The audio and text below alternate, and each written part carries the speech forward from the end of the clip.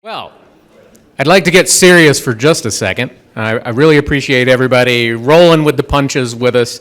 But we just had a really engaging talk about the importance of the cultural connection between indigenous peoples and the indigenous pollinators with which they evolved and lived and depend on, right? And yet, as I look across this room, I see a whole lot of people from where we're indigenous from that developed a really important relationship with a pollinator, and we took that relationship all over the world, right?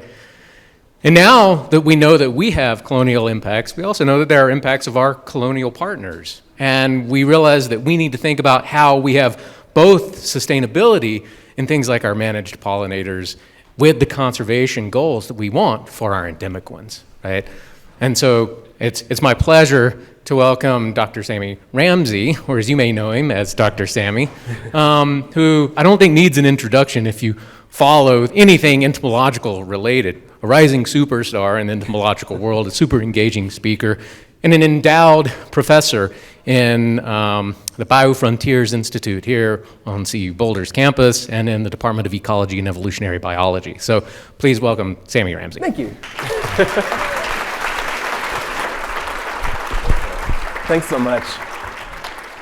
Y'all, it has been a morning.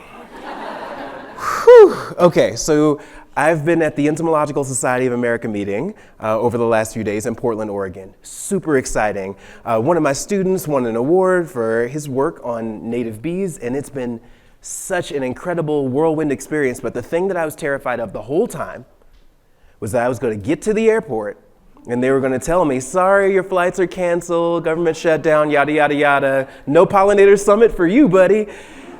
And everything worked out fine. I got back last night, midnight, brain was a little frazzled, but I got up this morning and I was like, all right, headed to the Denver Botanic Gardens and I'm going to give my talk. Yep, that happened. So I hopped in my car at 6:30, because I was like, I want to make sure I beat the traffic, and then I'll just sit in the Botanic Gardens and work on my talk, and it's going to be great.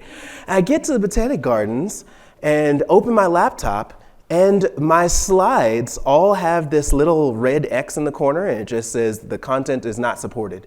I was like, wait a minute, what happened? So, I start working on my slides, and then I get a message from my assistant, and she was like, I just wanted to make sure that you saw that it's not at the Botanic Gardens, it's going to be in... So it's not at the Botanic Gardens where I am right now. Oh, okay, all right, okay. So I'll just floor it down the highway, get back to Boulder, also fix my slides. How much time do I have? 16 minutes. Okay, yeah, no problem at all. It's all gonna work out just fine. So I get here, everybody, you have to give a round of applause for the folks who organized this event.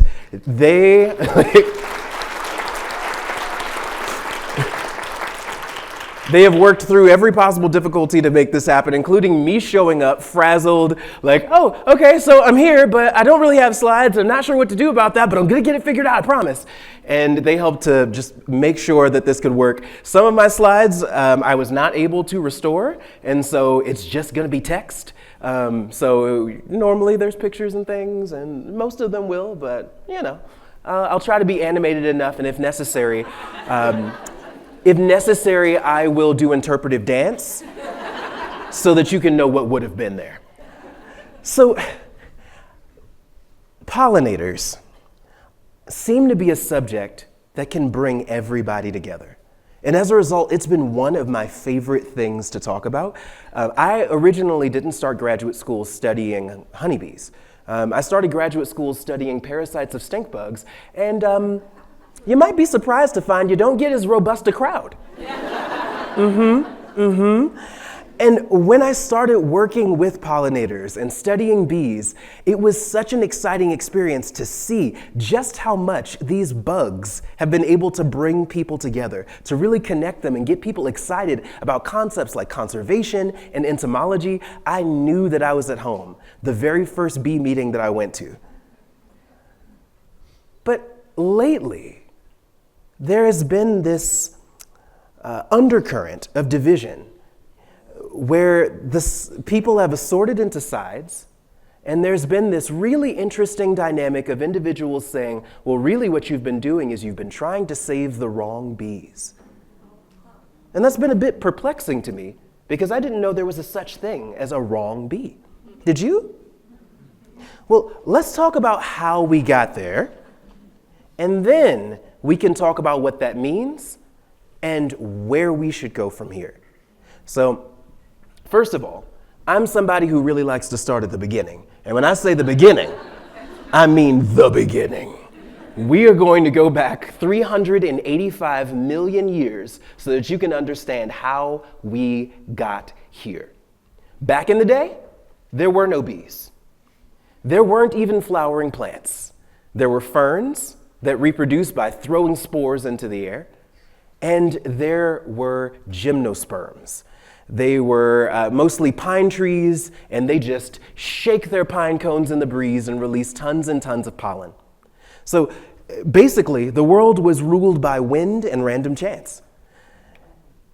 And so the reproductive systems of these plants were pretty rudimentary. And unfortunately, it resulted in them having to waste a lot of genetic material to get any reproduction going. Each of these species had to persist on the wind and a prayer. Now, there are only about 1,000 species of gymnosperms, pine trees and the like. That is the total of their biodiversity.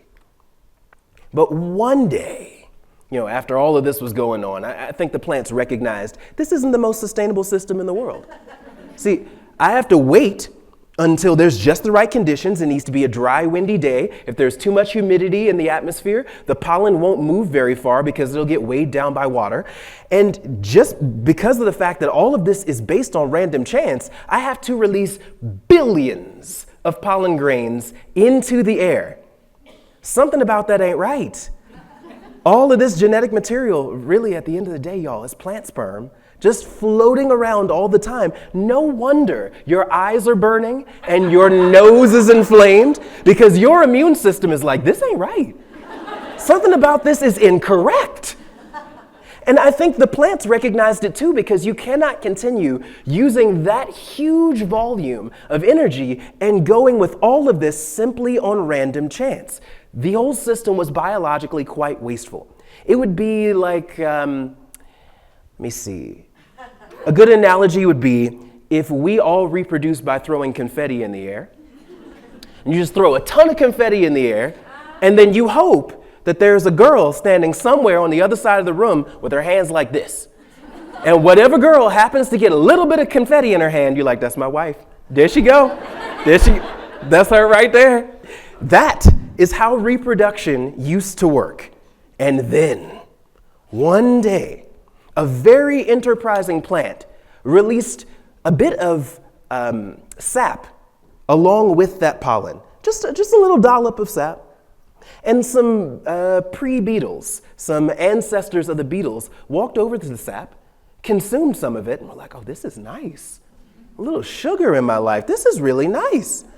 And so they visited all the little buds on this pine cone, and before long, they were the ones actually moving the pollen from one section, from one pine cone to the next, and the plant no longer needed the wind and random chance. It could reduce by several orders of magnitude the amount of pollen that it was producing, and instead bribe insects to actually be the middleman in their sexual conquest. It's a very weird concept to think of, but they've actually bribed these insects to move their genetic material between plants. And after that point, after the first flowers began to appear, something we call the angiosperm adaptive radiation, well, plants never really looked back. They didn't go back to the olden days. This system worked so much better. And it worked great for the insects too. Because at the same time, you see this adaptive radiation of all of these pollinators and all of these plants with flowers.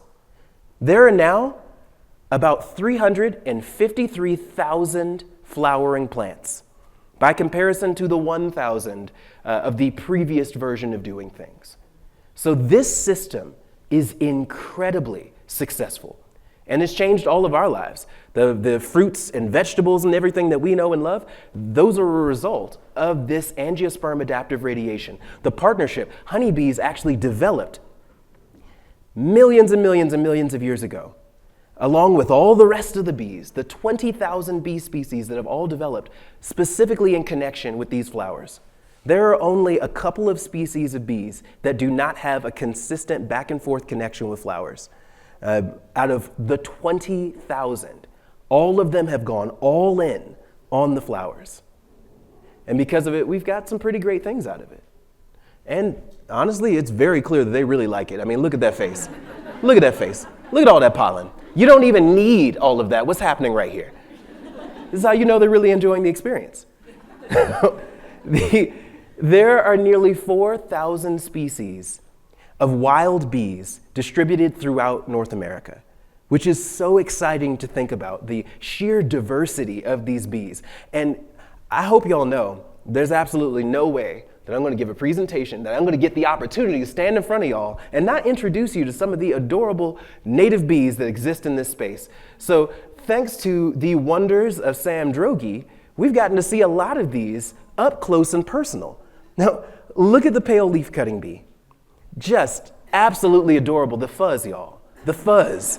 The fuzz has a purpose. It was developed as a means of moving pollen from one location to the next. And if you really zoom in on it, every one of those hairs is branched in a number of directions like a feather and allows them to grab onto the pollen. It also allows them to build up an electrostatic charge while flying through the air, just like shuffling across a carpet, such that when they land on the flower, they have the opposite electric charge of the flower, and pollen just jumps on them. They don't even have to do the work of pollinating most of the time. It's just kind of automatic.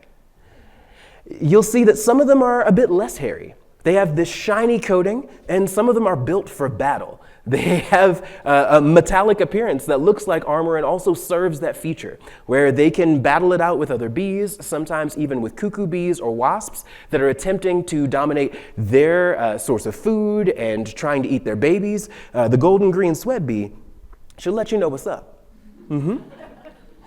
There's the ligated furrow bee. I don't even think they could get a picture of this one without the pollen on it. This is just how they always look. They are really, really adorable to my mind because I've seen these in flowers. The flowers that they land on are bowl-shaped, and so they jump into the flower and they swim through it to get the pollen, and it's just so cute. I wish I had a video of it. I've only seen it once with them, but they are adorable, and you're probably never going to find one that's not absolutely covered in pollen. And then I need y'all to look at... I don't even, oh my gosh, I didn't even know that was on there. That's hilarious.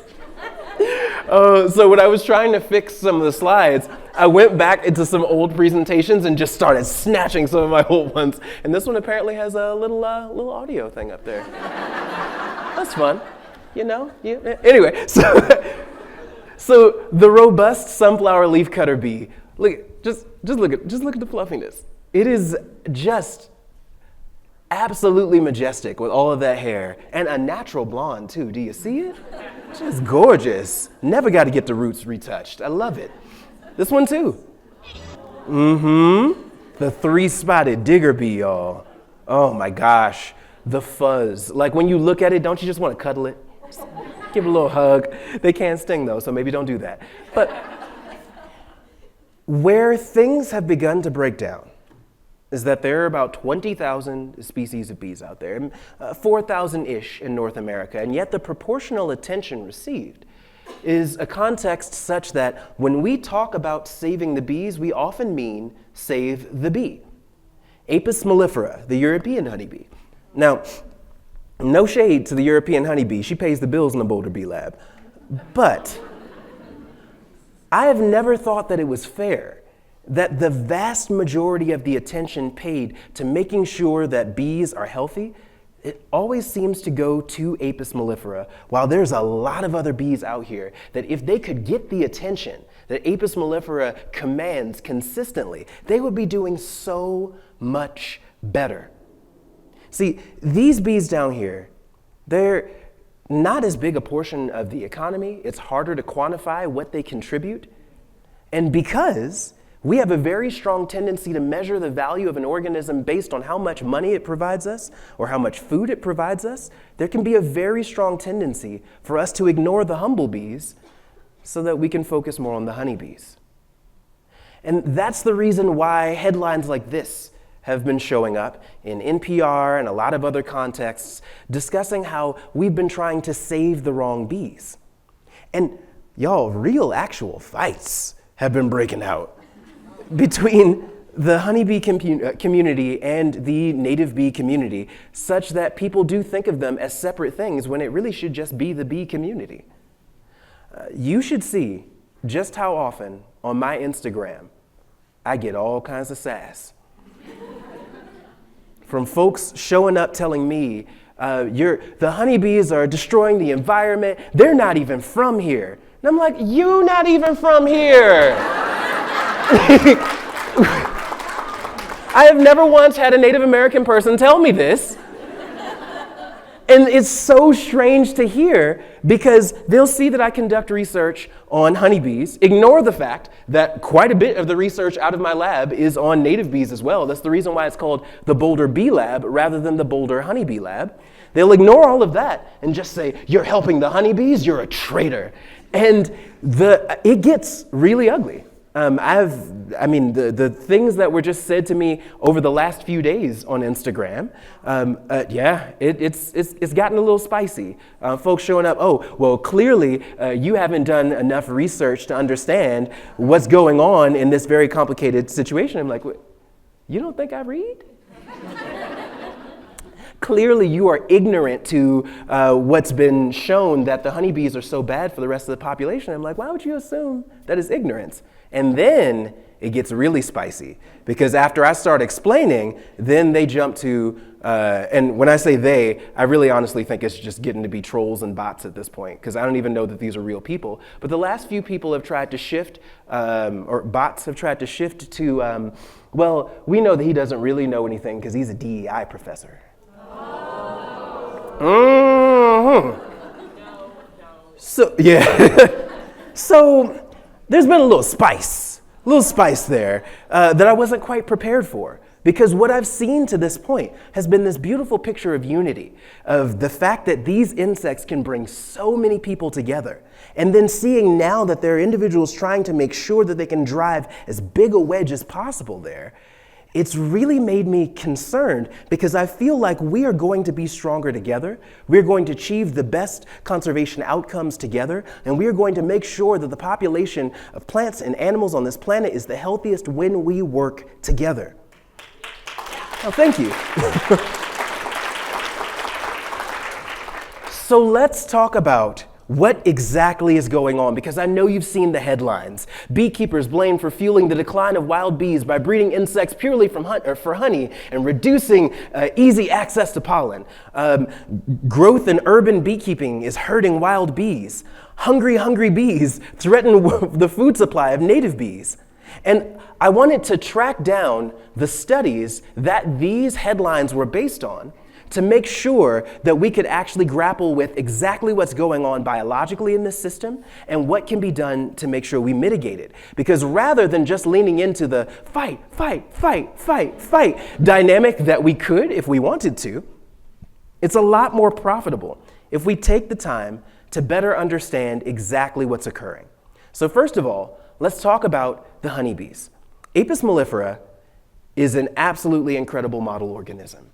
They exist as a group altogether between 20 and 60,000 individuals in one colony, and there are about 2.68 million colonies in the US, which is data provided by the very unfortunately named USDA Agricultural Statistics Service. Quite unfortunate. I don't know that they thought that through. Now, this is one single species, but it's distributed around the world and has really become one of very few cosmopolitan insects where it's everywhere and we consistently note, we know what they look like, we understand them, like they're kind of a group of organisms that we have spent so much time studying that we get this system very well. They actually arrived in North America, so they are not native to the US. They arrived in North America along with the original colonists and immediately got to work, providing about $15 to $18 billion to the US economy every year and about $216 billion to the global economy regularly. So yes, they are an introduced species, but they were introduced intentionally. And they were introduced specifically because they are incredible at increasing the carrying capacity of whatever landmass they exist on.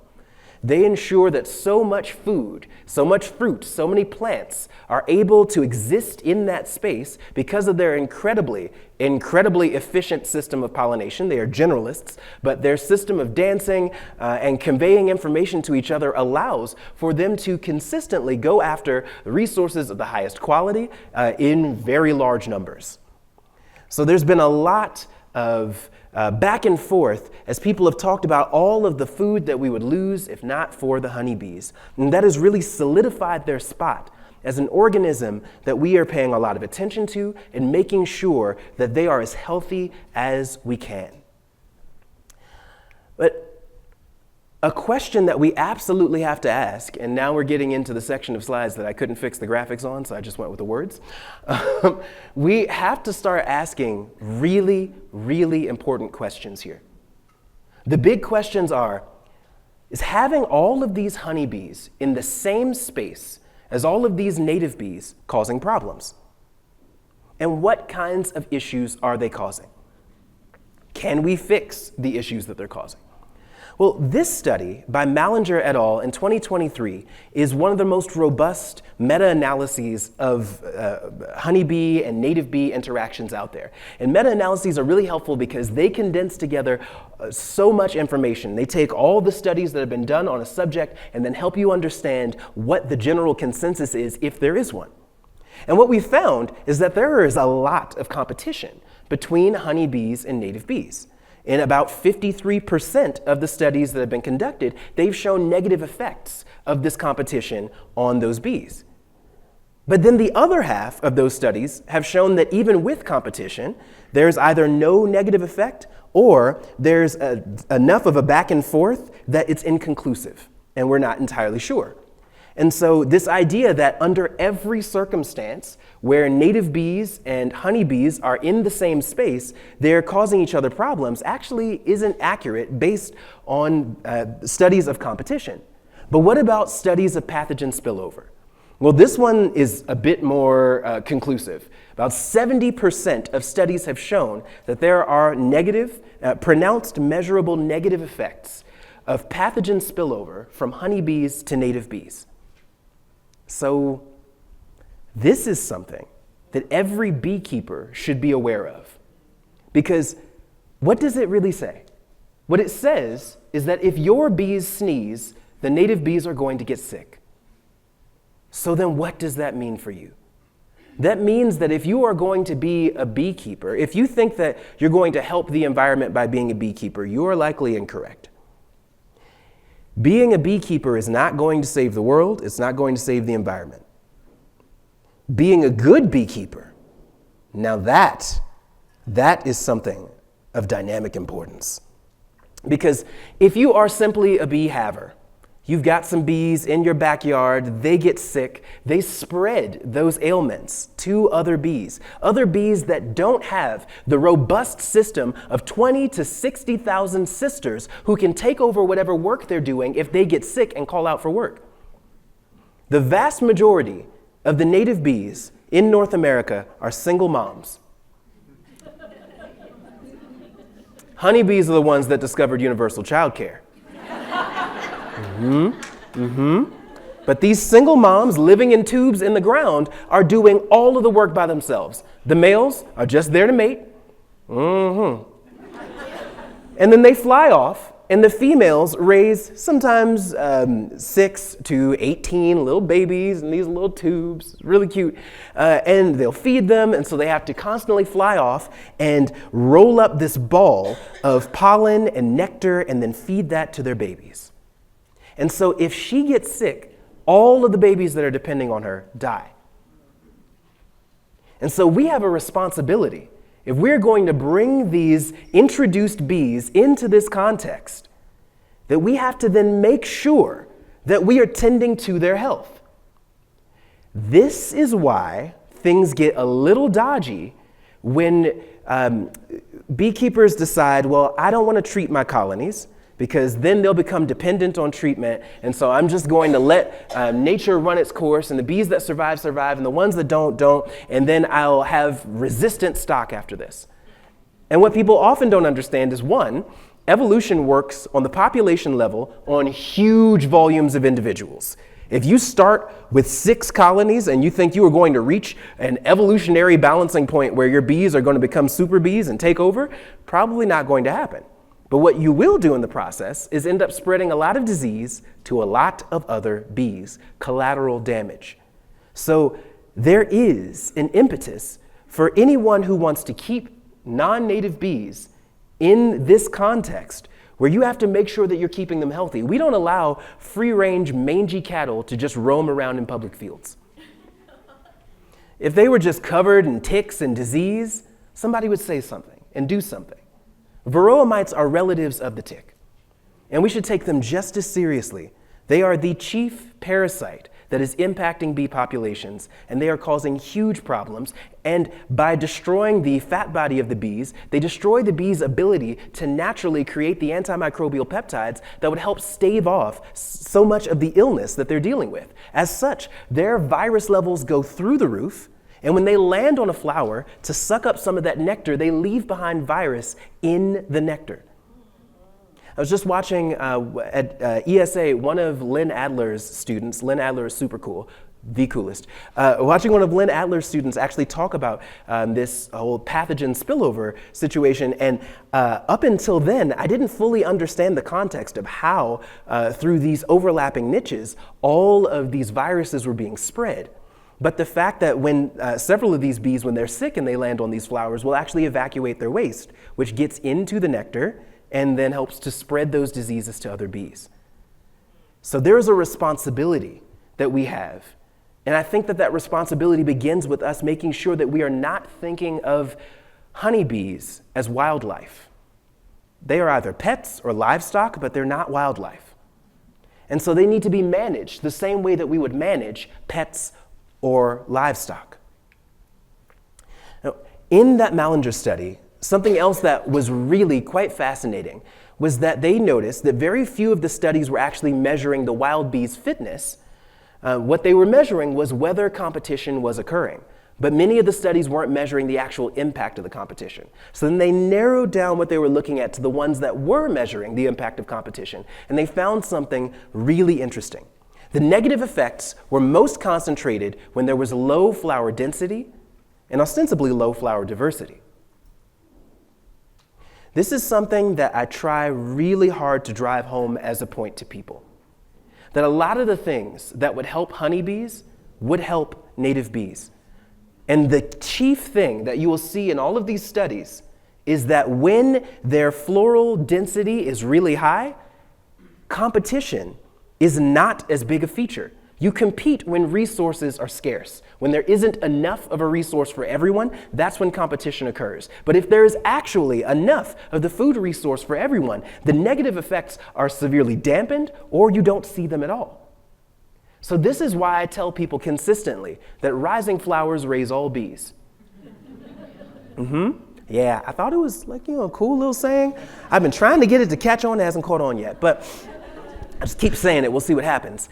When you plant flowers, wildflowers native to your region, you have the ability to make sure that any bees that you are bringing into this context have the food that they need so that they are not then competing with the bees in that same context. Now, if we think about this with people, if you have a small town and you move 20,000 people into that small town, and you don't move new grocery stores into that small town, you're going to create a food desert. People are going to be competing for the small amount of food, and things aren't going to work out. Now you have two options. You should say, we should get rid of all the people that moved in. Okay, I mean, it's give and build the wall, but okay. You could also say, you know what would be great here? Is if we made sure that the infrastructure set up in this space can actually support these individuals. That is where we, for a long time, have erred with making sure that honeybees and native bees can live together in harmony. We just bring them into a context, and we don't give a lot of thought to whether there is enough food there to sustain all the bees that are present. When I became a professor at CU Boulder, I had a list of requests where it was my hope that if you guys really want me to be a professor here, you'll say, yeah, we can do that. And I provided this same list of requests to the different universities that were making offers, and CU Boulder was the only one that said yes to all of it. And one of those requests was that we build a pollinator garden. I told them I am not bringing a bunch of new bees into this context without also bolstering the food available to them. I'm not going to bring a whole bunch of bees in to then compete with the rest of the bees that are already here. So Dr. Carper and Darren Davis have all been very helpful in making sure that we can realize this dream, because I am not a gardener, y'all. I have a skill set, I have a very specific set of skills, and it didn't really extend in that direction. But thankfully, there's been a lot of help there. So let's talk about what happens when competition occurs in these contexts. And this is, yes, any of my students who are here, you will notice that this is the same slide that I use in my lectures to you, multi-purpose. Let's talk about fundamental niche theory, something that we teach about in ecology. When there are organisms that are capable of living in the same area, their fundamental niche, but then there is competition in that area, they will always assort in such a way where some of them are living by themselves at the very edge of where they can live, and others of them are living in the rest of that region. And the goal is to assort themselves such that they aren't competing. Because when organisms compete, both organisms are negatively impacted by competition.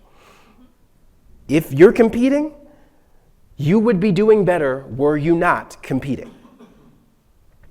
With barnacles, we notice this for the intertidal zone, where some of them will go into the high tide area to make sure that they don't have to compete with the larger barnacles.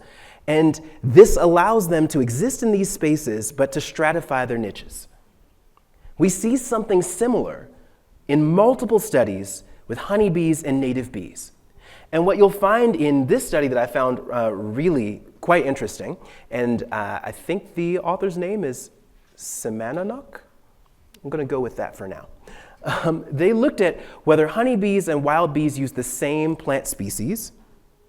They looked at which plants are most important to each group, and then how we should design pollinator habitats to support both wild and managed wild bees and managed bees. So the wild bees, what they found in this study is that they actually used different subsets of flowers, which was really interesting. Now, when the honeybees were not in the environment, there was more of a tendency for them to spread out. But when the honeybees were in the environment, they localized themselves to very specific sets of flowers that they were more efficient at pollinating. And it's this system that's actually allowed us to figure out something quite remarkable. We can actually create plant mixes that are designed to specifically target those flowers that the native bees are focusing on. Because the interesting thing is, the honeybees assorted primarily to the highest quality nectar resources. So the nectar resources that had the highest amount of sugar in them and the largest nectar reservoirs. And the vast majority of them were non-native plants. And that makes sense, because the honeybees are non-native insects. The native species then assorted to very specific sets of native flowers. And so it actually allowed for a dampening of the impact in some ways. These honeybees tend to be generalists, so they can get along with a huge volume of different kinds of flowers. So we don't need to be particularly worried that they are not going to be okay with certain flowers that we're planting. They're going to be fine. The ones that we really need to turn our attention to are the native pollinators, because there are specific flowers that they will focus their time and attention on to reduce the amount of competition that occurs. And if we can bolster the amount of those flowers that are in the environment, we can make sure that they have much larger, stronger, well, we can, at least we can try to make sure that they have larger and stronger populations. So high floral specialization on native plants is something that you would see specifically in the native bees rather than the honeybees. And where they saw the greatest amount of competition was when flowers were sparse, and when there was very little diversity in these flowers, and when there were very high densities of bees. This whole system just breaks down if you move a huge volume of bees into an area. No matter what you have in that space, the honeybees are going to dominate that because they get desperate. They've got 20 to 60,000 individuals in a single colony, and they're going to go after whatever nectar source they can. Now, Colorado native bees rely heavily on native asters, mints, and legumes.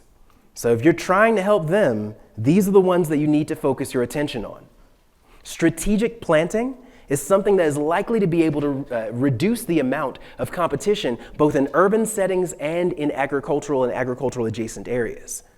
But we have to be strategic about what we're planting, because if we're not, the population is not going to be well sustained, and you'll see declines in some of these native pollinators that are more vulnerable, because remember, the single moms have a lot more stress going on than the moms who have constant childcare going.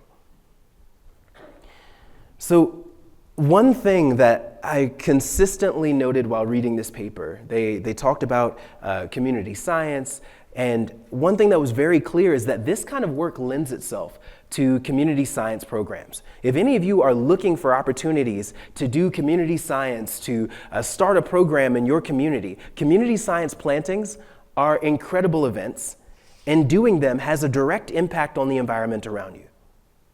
Just 1 square foot of wildflowers can feed hundreds of pollinators. 1 square foot. So encouraging people to even set a nest box outside their window if they don't have 1 square foot of flowers available to them, but they do have a window on their apartment that they can hang some flowers out, that can be really helpful, but specifically targeting which flowers are being planted is really important. And so you might be thinking, what flowers should we plant? Don't worry, I got you. But first, let me get through a couple more of these studies, and then we'll get to that. This study was another meta-analysis, and one of very few studies to actually look at non-bee pollinators. And that's why I found this one particularly interesting and wanted to include it. They actually showed that a very substantial amount of competition comes from beetles and flies. Beetles can be a little surly when a bee tries to land on a flower that they are still chewing on the pollen from. And so there's a lot of back and forth here, but there have actually been some underestimations of how much competition is going on because we always just look at the bees. And so more studies need to actually focus on the nectar resources as a pool and think about, all right, if we think of the whole pool of nectar and we divide it up between all the organisms that need it, how much is left over for the managed bees? And that is a way of thinking about these resources that is uncommon, but has actually been shown to be very helpful. Because what these researchers noted from interviewing a bunch of beekeepers in this context is that beekeepers had a tendency to overestimate how much nectar was likely present in the environment. And thus, when overestimating, they also then overestimated how many honeybee colonies they could place in that same context, which could be bad for the population of native bees in that area.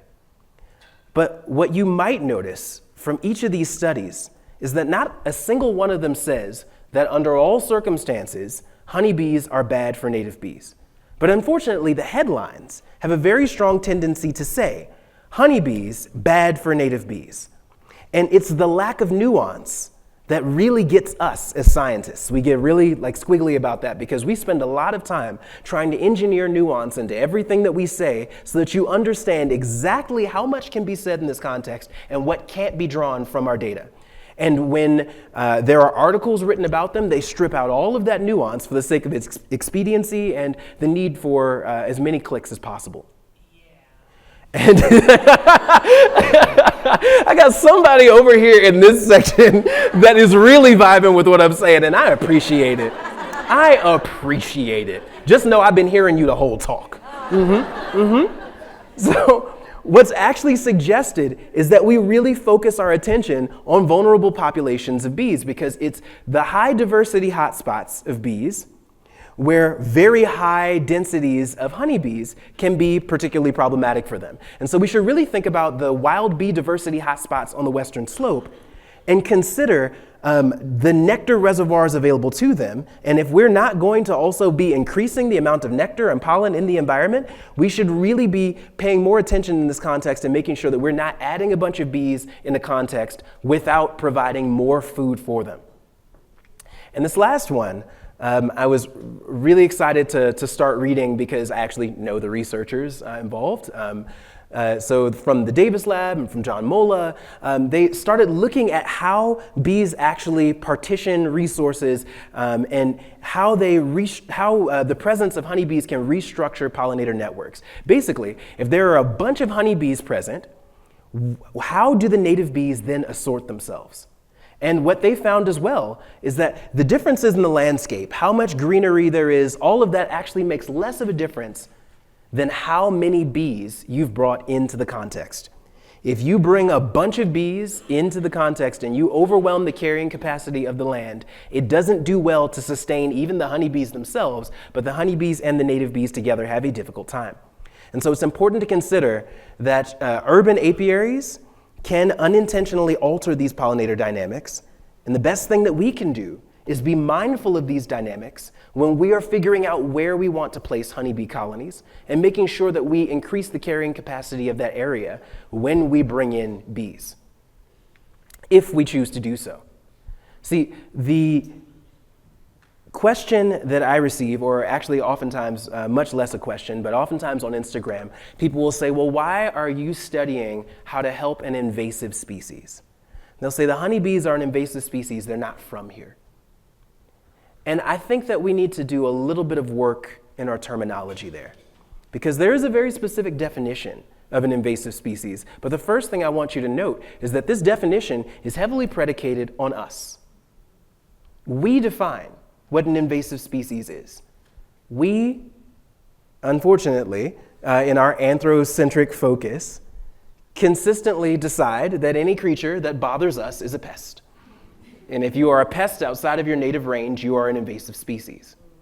So technically, if somebody is really annoyed with a honeybee, it's an invasive species in that context. But if we really want to look at what makes an invasive species in an ecological context, there's one word here that I really want you to focus on. And it's one of the smallest words here. It's the word net, 3 letters. Invasive species, a population of organisms relocated from their native geographic range naturally or via anthropomorphic means, which cause net deleterious impacts to the ecosystem, economy, or human health in their novel range. The word net is an important signifier here because it denotes that just because an organism has a negative impact as perceived by a person in some context doesn't necessarily make it invasive. It's when those negative impacts outweigh the positives that this organism brings to the table.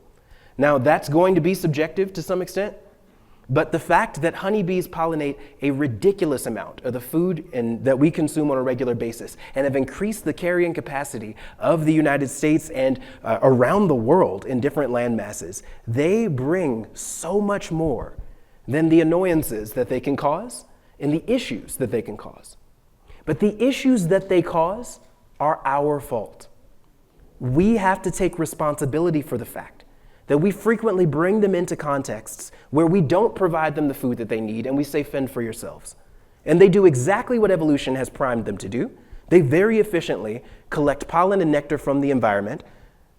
And when they do so, without enough of it available to everyone there, they can outcompete their neighbors.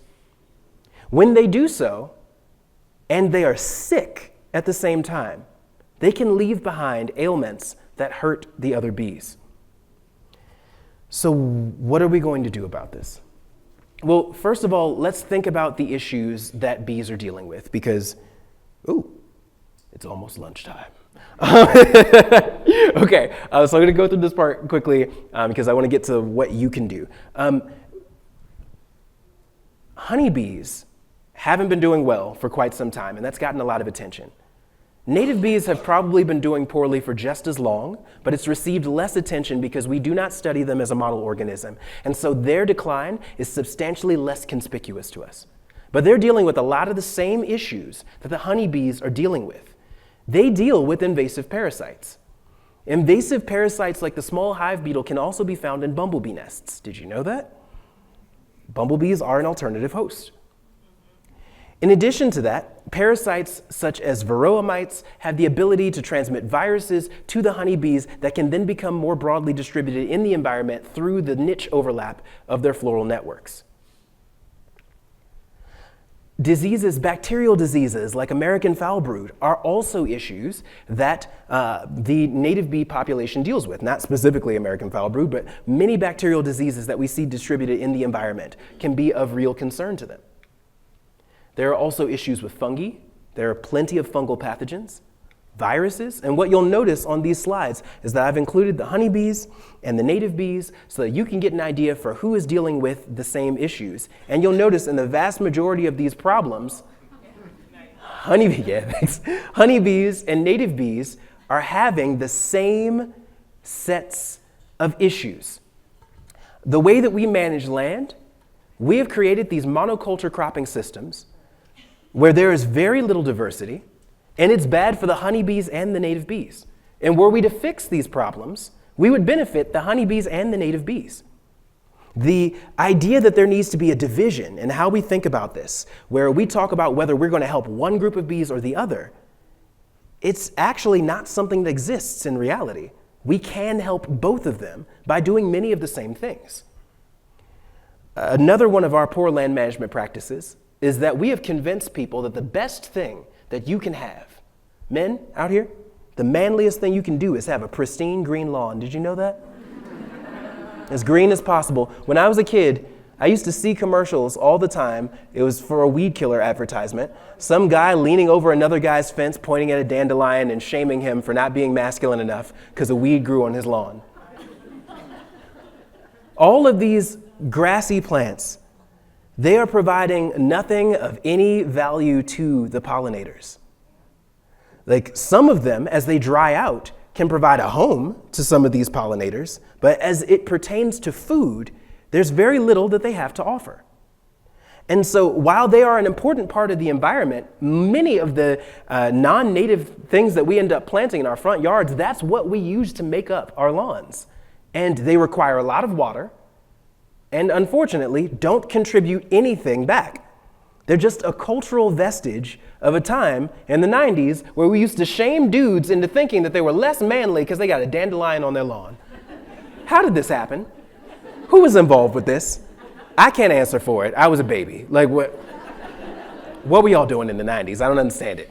But in addition to that, poor nutrition is an issue for the bees and one that can be cured by making sure that they have the food that they need on a regular basis.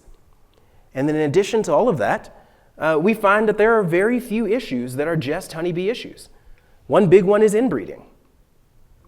Because we have dramatically inbred a lot of the honeybee populations, oftentimes they don't have the robust genetics necessary for them to have the tools they need to solve a lot of the problems they run into in the environment. But a lot of our native populations, because they are able to self-assort and mate whenever they want to, usually don't deal as much with this kind of issue. And there's also one that the pollinators are dealing with far more than the honeybees, and that's climate change. While climate change can have an impact on honeybees because of the fact that we help to manage their populations, they usually can deal with it pretty well. But it's the native bees that are having the toughest time with it. And then socioeconomic factors are a big issue for bees. It's become more and more expensive to raise honeybees, and for that reason, a lot of beekeepers have gotten out of the game, and that's made it a situation where a lot of these bees aren't being tended. So now, let's talk about what you can do. A few things that I want you to keep in mind before we go. If you're going to be a beekeeper, please rethink that, because simply being a beekeeper is not going to help. You have to be a good beekeeper. If you want an easy thing to jump into that is not going to require much of your time or thought processes, beekeeping is not for you. It is a team sport. If you want to go it alone, beekeeping is not for you. There's an old saying, am I my brother's keeper? You are your brother's beekeeper. When you choose not to manage disease in the population of your bees, that has an impact on other beekeepers in the area and on the wild bees. So do keep that in mind, because it's an important part of deciding whether you want to take on the task of being a beekeeper. Things like Varroa destructor, these parasitic mites are something serious. And choosing to ignore them, you do that at not just your own peril, but the peril of the bees around you.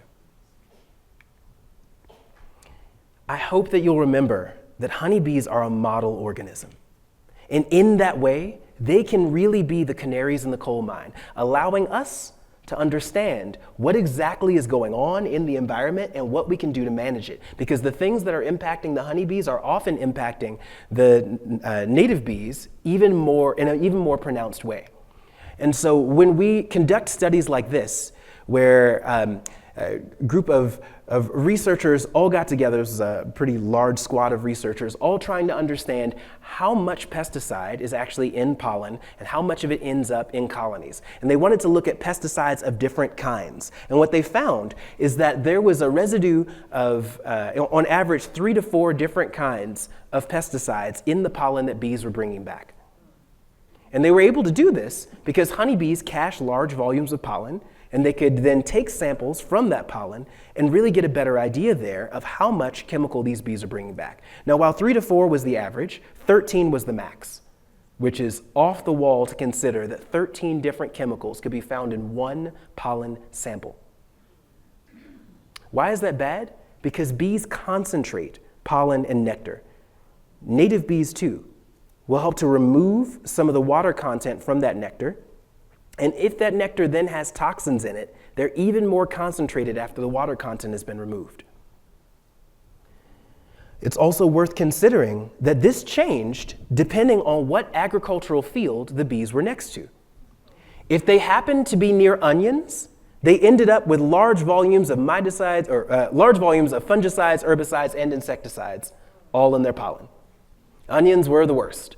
Black-capped raspberries and white clover, also carrots and watermelons, because a lot of these chemicals are used to keep these plants from rotting in the ground.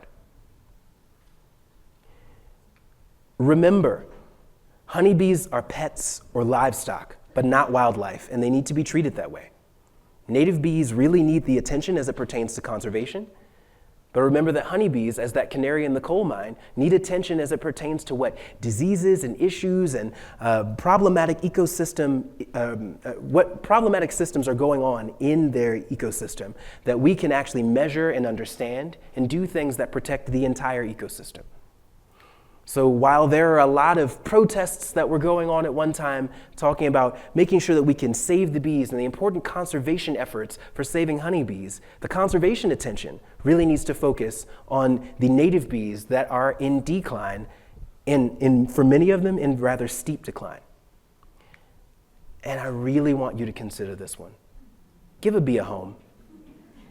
Foxes have holes and birds have nests, but a lot of bees don't have a place to lay their heads.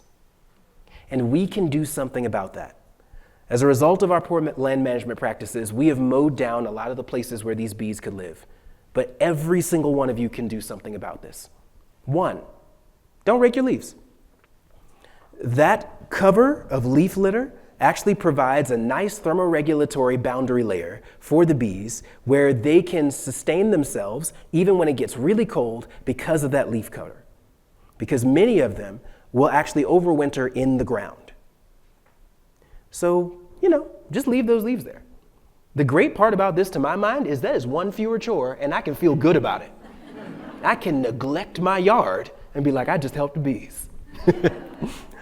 You can also provide them a little bee hotel. And it doesn't need to be the fancy one like this one that I got from Amazon.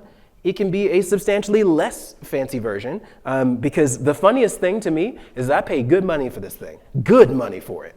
But then I also took a big log, and my dad and I took a power drill, and we took every single drill bit and drilled different holes in this log. And based on the diameter of the holes, specific bees will begin to nest in there. And every single one of them can provide a home to these bees, and all you had to do was take a log and drill holes in it. There are also really fun versions of these, like the one that I got from my nephew, this one right here, where you can actually watch the bees doing their work. These will usually attract mason bees and leafcutters, and you can see them building out their little sections of leaves that they've put together and raising their babies in it. And it can be a great way to get kids into science and to help bees. Rewild your lawn. Listen to me. Listen to me. Yes, please and thank you. All of those non-native grasses that comprise your lawn are sucking up tons of water and doing nothing to help the bees. But you could plant tons of flowers, and rather than these systems of monoculture crops that the bees would oftentimes have as their only food source, you can make sure that there are tons of flowers out here. This is the first pollinator garden that I worked on along with a friend of mine in graduate school, and this is what it looked like by the end of graduate school. The whole place was just insane. This is someone who lived down the street from the University of Maryland where I got my PhD. And she used to always say, I see really cool bumblebees visiting my garden, and I wonder how I can get more of them. I was like, I know. Expand the garden. And it worked. It eventually got a little out of control, but it worked. And we were able to consistently view all of these pollinators that were just going crazy on these flowers every morning. We would set up a GoPro on Saturday mornings and just watch the bees just ramble through all of these flowers. And it was so exciting seeing how much we could help them. So if you want to do something similar here, well, then consider planting goldenrods, rabbitbrush, and coneflowers. They attract a lot of pollinators. Consider that the Asteraceae, there's been a lot of evolution with bees and these flowers, and they attract a lot of bees. Consider shrubs, desert shrubs like bitterbrush can be really helpful as well. And I know that when I was back in Maryland, we used to plant mountain mint all the time. And it would attract so many pollinators. And I've seen a lot less of that out here, and I didn't have a chance before this talk to really look at what areas mountain mint is actually from. So, maybe don't go with that one yet, but look it up because that one attracts a lot of pollinators too. You can also go to the Xerces Society's website. Yeah, yeah. They have the absolute best chart that I've ever seen on all the plants that you can plant, the organisms that you are likely to attract, all of these different notes about early flowering, late flowering. It is great. And finally, you can support pollinator research because our understanding of these things has only occurred because we have taken the time to sit down and learn about these creatures. Last year, we had the worst year on record in our honeybee population. We lost about 62% of our honeybees in 1 year. And we may not have known what happened if not for the National Honeybee Research Laboratory in Beltsville, Maryland, where I did my postdoc work. That lab was able to collect samples all over the US and find exactly why so much damage had occurred to our bee population. They found that it was because of pesticide-resistant varroa mites and an assemblage of very, very virulent viruses in them. And that was incredible work. And just weeks later, it was announced that that lab was being closed because it no longer aligns with the administration's values. That is is the only diagnostic lab that you could send your samples off to and find out certain diseases that you might have, including things like tropiclabs. We need to make sure that during this time of unprecedented attacks on science, that we keep research funded. Research like what my student Lincoln has been up to, and looking at the entire flower assemblages here in different areas of Colorado and getting a better understanding of the overlap of niches between different groups of bees and how that can potentially spread disease and what impacts that has on them. This work he was presenting about at the Entomological Society of America meeting, and I was just so proud to see how much he had accomplished so quickly. I'm also thinking about the future of this work because the funding that we originally had to conduct this work no longer exists. Yeah, exactly. So please keep all of that in mind, and just know that the Boulder Bee Lab is here to be a consistent resource for you. We have been growing at a ridiculous rate. You may recognize some of these faces, Michaela and Chris Borky, and all of my students here. It's just been really exciting to see how much attention the Boulder Bee Lab has attracted. But I've had to turn away a lot of students as of late because of funding issues now. And so please do keep in mind that that is a limiting factor for how much we can learn about the population of bees around us. And then remember, bugs brought us all together. And there's so much greater unity in working together. We see that there's so much strength there in the fact that bees accomplish incredible things working together. So let's make sure that we work together as well. Thank you so much for listening. Oh, great. Q&A. You feel like a couple of questions? Yeah, I'd love to. I'm sure everybody's hungry, but also there's probably a million different questions. And so I think we've got a microphone somewhere. Why don't we take just a couple real quick, if everybody's okay with that? I'll start out. I'll use executive privilege to ask more of a synthetic question. What's up? I think everybody can agree here that Sammy is a tremendous storyteller, an engaging speaker. Thank you. And you're using that as a really powerful tool to talk about divisive issues. And I think we're all acknowledging that we live in one of the most divisive times in our, at least, like recent times. Do you have anything to offer to us in how you approach difficult issues and how you use storytelling to reach across the aisle to people who may think differently? That is such a great question to kick this off with. Thank you for using your executive privilege for this one. Everybody, I have ended up in a lot of interesting situations as a result of my research. I remember speaking to a group down in Georgia, and I have never walked into a room before and seen so many red Make America Great Again hats and thought like, ooh, okay, this is gonna be a fun one. And I wasn't sure what things were going to look like because some of the dynamics for the current administrative context that we exist in have been anti-science and have really gone in a direction of noting people like me as diversity, equity, and inclusion people who didn't actually earn their place. And so I wasn't sure that people were going to listen to me. But what I've found is that stories are the thing that actually cut through a lot of this.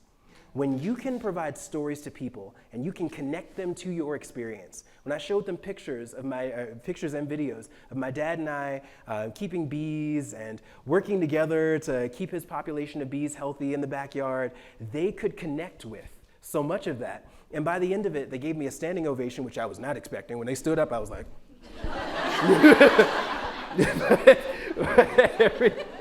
it was great. And they sent me so many kind messages by email after that. And they talked about what it made them feel to hear those stories and understand that. So I really want you guys to own this storytelling ability that all of you have. Every single one of you have a unique story that connects you to why you're here, that connects you to a certain population of bees or pollinators.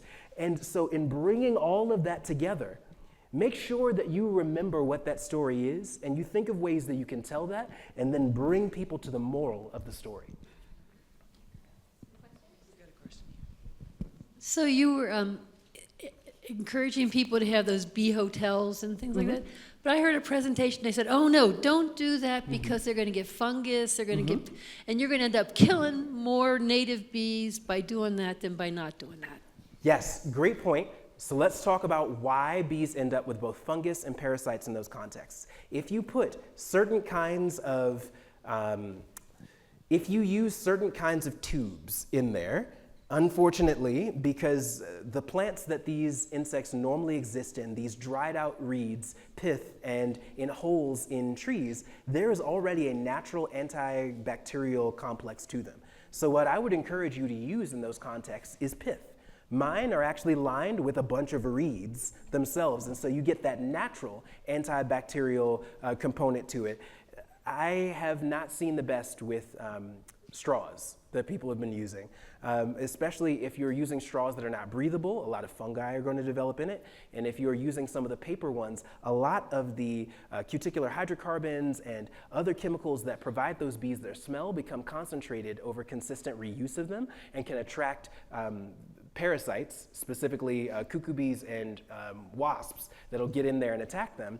And that is not as much of an issue in contexts where you are going with a more natural route. So if you can, go with a big log and drill a bunch of holes in it. Or you specifically use reeds that you've collected. Mm-hmm. Hi, thank you so much for your knowledge and stories. I was wondering, you were talking about the effect that pesticides and also pathogens can have on all kinds of bees. And I was wondering how you as a beekeeper manage pathogens in a honeybee colony without introducing more pesticides and more issues. For sure. And that's a really important question in this context because it always feels like you are juggling different ecological problems all at the same time. So one of the problems is the diseases that the bees might be dealing with. But then if you want to get rid of the vectors of those diseases so the bees aren't dealing with them, you have to then introduce chemicals, and then you get onto this pesticide treadmill, and it all feels like a losing battle. We are working very hard at the Boulder Bee Lab to help us get off the pesticide treadmill. We are looking at ways of understanding the actual biology of the organisms that are attacking the bees and counteracting those systems. We've learned that the varroa mites actually have a very strong dependency on the liver of the bees, because they are actually stealing egg yolk proteins out of that bee's liver to load into their own eggs to produce their eggs. And now we're working to disrupt that process so that we don't have to consistently rely on different chemical pesticides, and we can actually find solutions that don't rely on us doing the same thing over and over and over and over and over. Now that's not going to be as lucrative, but I didn't get into science to make money. If we can solve this problem permanently, I would much rather do that than have us buying constantly a bunch of chemicals to add into the environment. But if you are, oftentimes in the systems that we exist in, we cannot exist in the space of having these purity tests where we're only going to do one thing because that's the thing that we want to do, and then ignore the fact that there are things that we have to do to keep the system going. We brought bees into an unnatural setting, and as such, we have a responsibility to them to make sure that we manage the diseases that they can't manage on their own. And so there is a necessity at this point, while we don't have a better option, to make sure that we're reducing the population of the vectors that bring the diseases to those bees. And so there are chemical treatment measures that are very effective and very fast. There are also other things that you can do, like drone trapping, that is also very effective, but you have to constantly be on your game, because if you forget and you leave that drone frame in there, some of y'all might know about it. I've done it once, I will never do it again. You will end up going from a trap to a mite daycare center, and the populations will explode.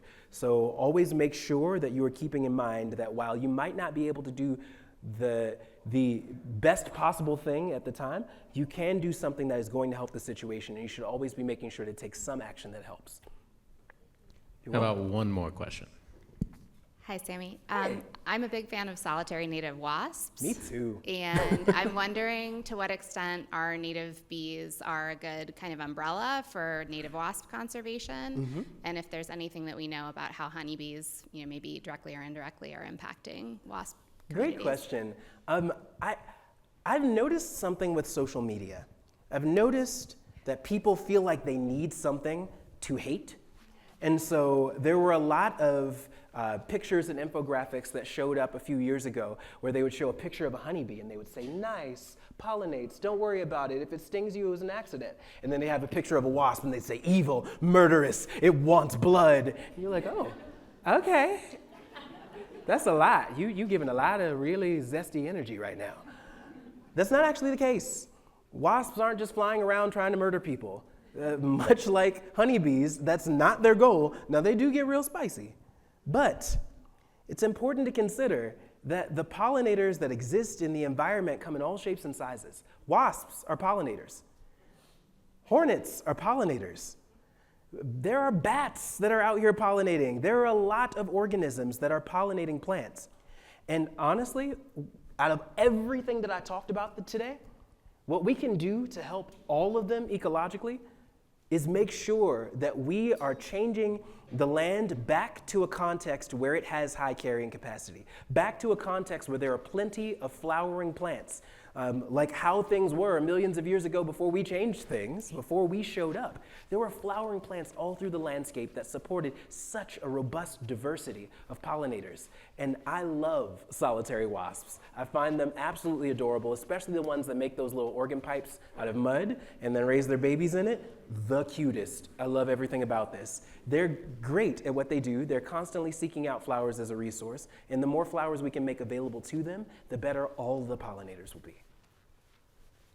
Awesome. How about another big round of applause for Sammy? Thank you. Thank you.